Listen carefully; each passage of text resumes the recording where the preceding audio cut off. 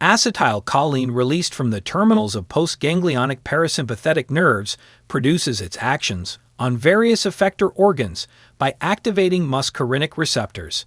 The effects of acetylcholine are usually excitatory, but an important exception is the heart, which receives inhibitory cholinergic fibers from the vagus. Drugs that mimic the effects of acetylcholine are called cholinomimetics and can be divided into two groups. Drugs that act directly on receptors, nicotinic and muscarinic agonists, and anticholinesterases, which inhibit acetylcholinesterase and so act indirectly by allowing acetylcholine to accumulate in the synapse and produce its effects. Muscarinic agonists have few uses, but pilocarpine as eye drops is sometimes used to reduce intraocular pressure in patients with glaucoma.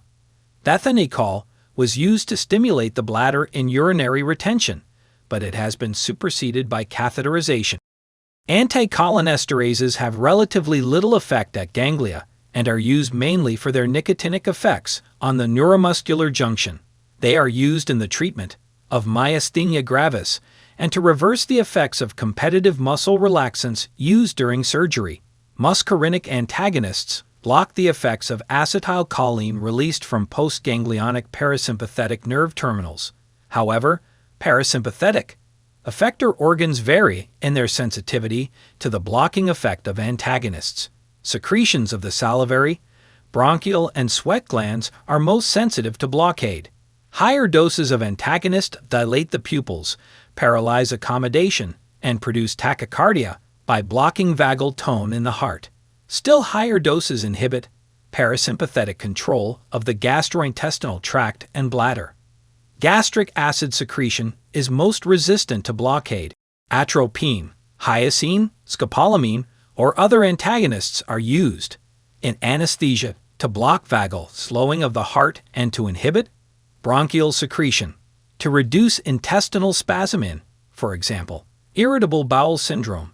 In Parkinson's disease, for example, benzotropine, to prevent motion sickness, to dilate the pupil for ophthalmological examination, for example, tropicamide, or to paralyze the ciliary muscle, has a bronchodilator in asthma, ipratropium, and, in urinary incontinence, antimuscarinic drugs, for example, sulfanicin, dorifenacin reduced detrusor muscle overactivity.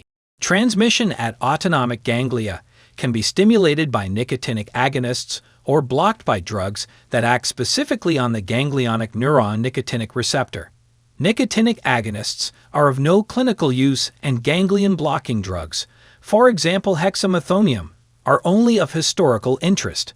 Cholinergic nerve terminals in the autonomic nervous system synthesize, store, and release acetylcholine in essentially the same way as at the neuromuscular junction.